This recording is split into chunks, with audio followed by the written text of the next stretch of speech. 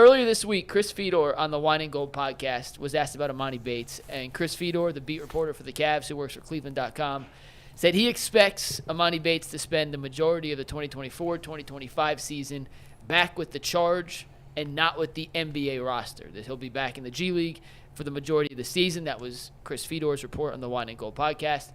G, I know you've been clamoring for Emoni to get a shot on the NBA level for over a year now, and that campaign may have to wait a little longer. So what say you about this report from Chris Fedor that Emoni could spend most of next season back with the Charge and not the Cavs? Well, look, first of all, I think sometimes we do an injustice by not putting no respect on people's names, right? Sometimes we make things a sideshow and be funny, and but sometimes when you take a look at a person's journey, you don't always get an opportunity to start where you finish, and I'm a first case scenario. Like, I'm the poster child of not starting where you finish at. There's a lot of people that be in this industry that been in it a long time, and the reason why that I am where I am is because I did something nobody did. Most people can't say this. I worked almost 13 or 14 years part-time. When you look at people's resumes, I started off when I was in my 30s, and I started off putting up sets. I worked at ESPN Cleveland, and I used to get up at 5 in the morning and go put the set up for somebody else on Browns games at 5 a.m. driving. Some days I didn't have no gas money. Some days I would be in my car. I would come up early because it was between putting money in my gas tank or or eating that day. And I chose to put money in my gas tank to drive. And even before we started this show, even though I had put the work in and I did what I needed to do to get to where I'm going to go, and I put it brick by brick, I still worked part-time before I had this show. Yet and still, I had a top 5 radio show in all of Cleveland. Top 5 in Cleveland scene. 2022, one of the most interesting people in Cleveland. And I was working 1 day a week.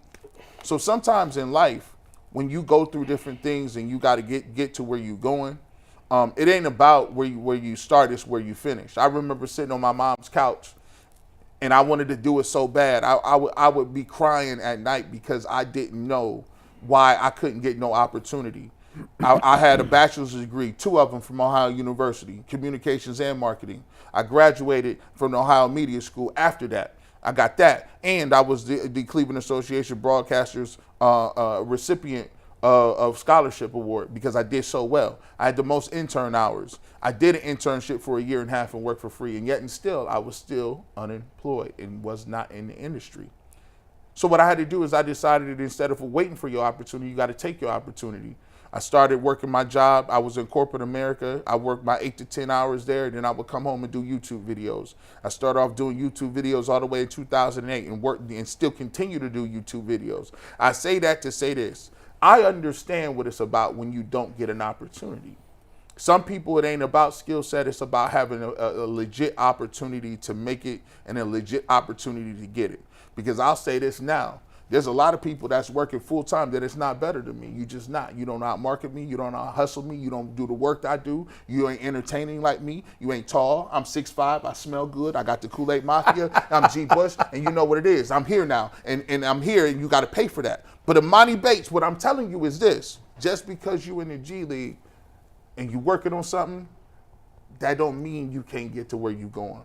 And at the end of the day, as media members, I want us to keep the same energy on the Kyle Manzardos of the world. Every time we turn up and we watch minor league baseball, they come up and down. Maybe they hit, maybe they don't. Mm-hmm. Guess what? What we say? Give them another opportunity. Mm-hmm. All I'm asking for is the same shot that they getting. Because when we talk about them baseball players, we talk about them in a different narrative. We don't talk about them in the light of, oh, that's a sideshow. We don't say no disrespect to the Bananas.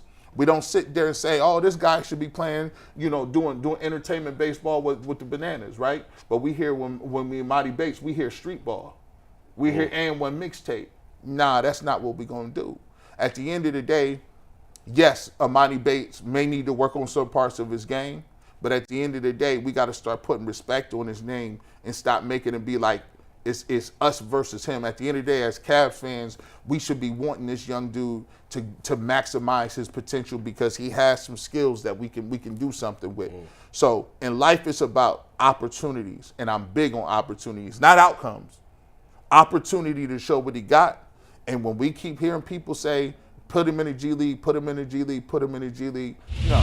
You let, what's the name here? You let Atkinson talk, Earl. You let Atkinson see him, and then Atkinson start a game plan on how it's going to be. So that's the only thing I want. It's an opportunity. By the way, you mentioned the Savannah Bananas.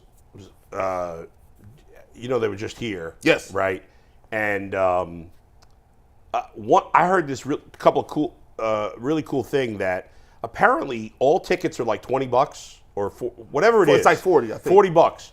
And then you just randomly get your seat. It's random, like it's Random. a lottery. So what they want to do is they don't want just rich people getting the good seats. Mm-hmm. So everybody pays the same amount for tickets, and then you could end up in the first row or the last row, which is pretty cool. I'm gonna tell you what, we were left out of here with the Bananas. By the way, Yeah. they on to something. That's gonna hit different. Yeah, you guys had somebody from the Bananas on, right?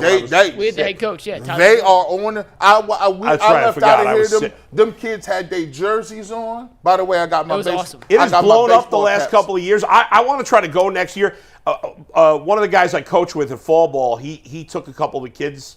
They went to a game. Apparently, I don't know if this came up, but when you walk, you have to book it. The second you walk, you start running. Because you can keep going until every player in the field has touched the ball.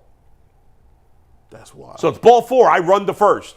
and then so if a fan catches It's an out. a foul ball, it's an out. That's how the game ended this weekend. That's right. Oh, is that how it ended? By the way, did you have something to add on to Emoni Bates? Yeah, go ahead. No, I ain't really had nothing to add on. I was just about to say, like, in all seriousness though, like your testimony and your journey, like, it's inspirational, and there's somebody out there who's looking for a career change that might be around your age, or to hear you talk about like you just didn't quit.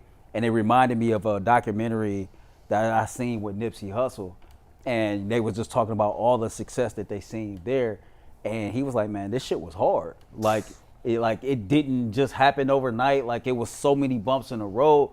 The difference between him and a lot of people was he just didn't quit. A lot of people don't, and a lot of people don't want to pay their dues. And that's what it sounds like. Like you just didn't quit. And it's so funny because like my journey to get to this point has not been like yours, but it's been a journey. Like, I didn't have to work 14, 15 years before I landed my first full-time job and things like that. And so because of people like you who've paved the way before me, it made my journey a little bit more easier. But you're right, you got to pay your dues. You got to put the work in. Yeah. You got to pay your dues. Y'all know my clothesline. Be great, spread love. Being great come with a price. Spreading love is priceless. People don't want to pay the price to being great. Mike, what are we talking about in overtime?